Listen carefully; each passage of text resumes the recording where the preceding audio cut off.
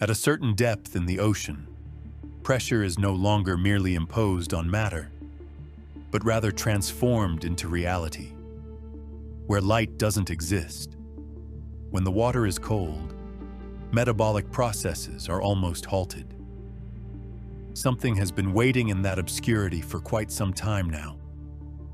The vampire squid doesn't have a specific name because humans only discovered it recently. For about 150 years, we've been aware of it. For the squid, that's nothing. It has been perfecting a strategy for millions of years, which is so effective that it never required significant changes in its form. This predator is possibly the most adept in the deep ocean. Almost nothing. What is the genuine issue with the deep? Humans picture the deep sea as a perpetual feeding frenzy, where animals compete for dominance in the dark to survive and hunt. That's not deep. Deep are sluggish and patient. Food is scarce. Why? Any edible item, be it a dead fish or kelp from the ocean, can take weeks to reach its final destination in the cliff. As soon as it arrives, numerous animals flock to it. Although fierce, it is not a competition like surface predators.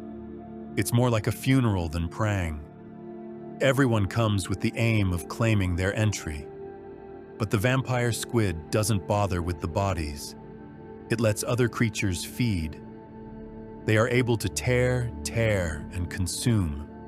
Then it lies directly beneath them and awaits the scraps to fall. The squid eats the leftovers, the waste and substances that trickle through the fingers of animals that genuinely loot it, and it survives. This is achieved through a slow metabolism that can last for weeks on one occasion. What it actually is: Vampiroteuthis infernalis. This name is derived from the phrase vampire creature of hell, which biologists use as a nickname for something that truly disturbs them. The organism's body is dark red and almost purple in the faint bioluminescence visible above. It's small, maybe a foot in diameter, and its texture is reminiscent of gritstone, more like an organic waste container than squid. The arms are stubby and the fins are small. The entire composition reflects an animal that was created with minimal input. Despite having eyes, it's small in size.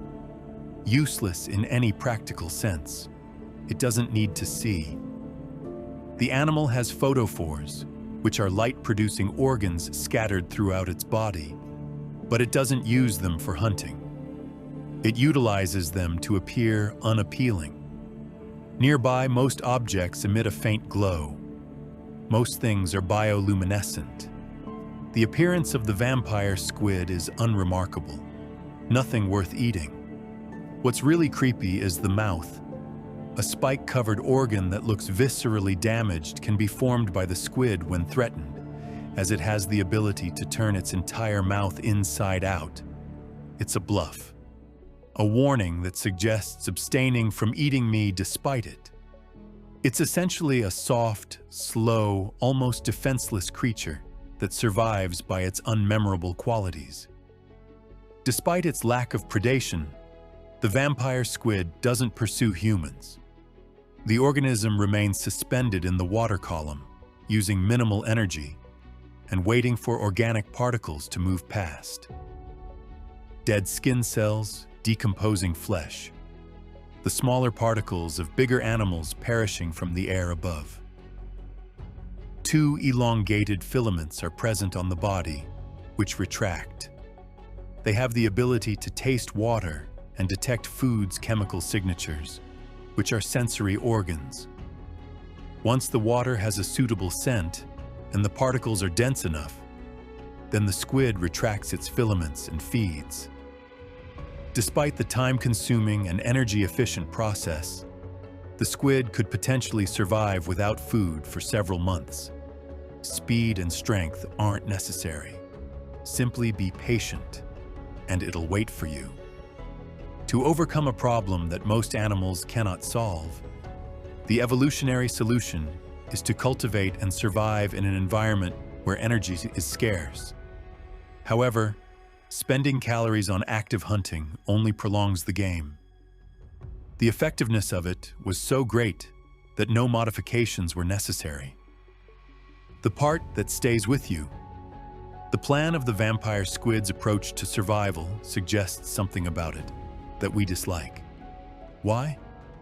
The swiftest, strongest, and most hostile creature is not the winner. If a creature can predict its need for the least, it will be successful.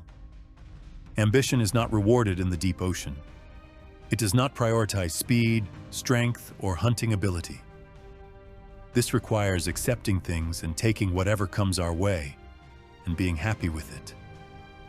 Most of the deep ocean's creatures have adapted in ways that appear to be failure from above. Why is this? They're slow and small. They hardly move. They barely eat or give birth. To a coral reef or an open ocean hunting ground, they are pitiful, but they're still there. The place has been present for millions of years. Only the vampire squid is the most truthful interpretation of that tactic. It's not pretending to be something else or hiding its weakness. This is just a feathery creature, basking in the darkness and waiting for food to arrive, with minimal nourishment. The fascination and discomfort associated with studying vampire squid are easily understood. It's not frightening. There aren't any horrifying scenes involving underwater creatures. It's just present and undisturbed, adequate in its ability to handle scarcity. It's not an evolutionary concept that we humans know. It is our conviction that more can be achieved. More rapidity is more powerful.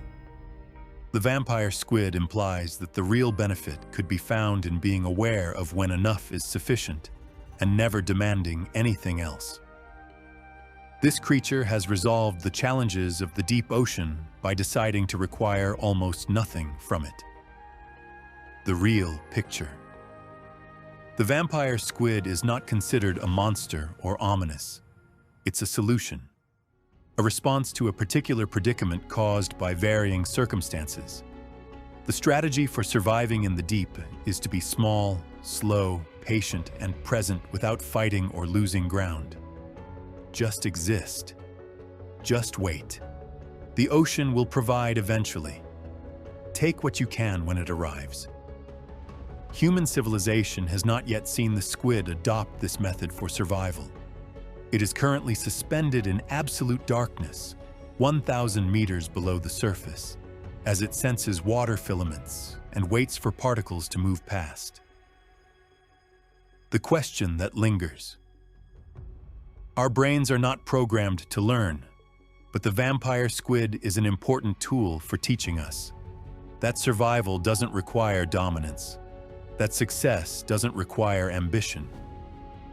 Despite the competition for resources, the vampire squid emerged as the winner by choosing to be less than necessary.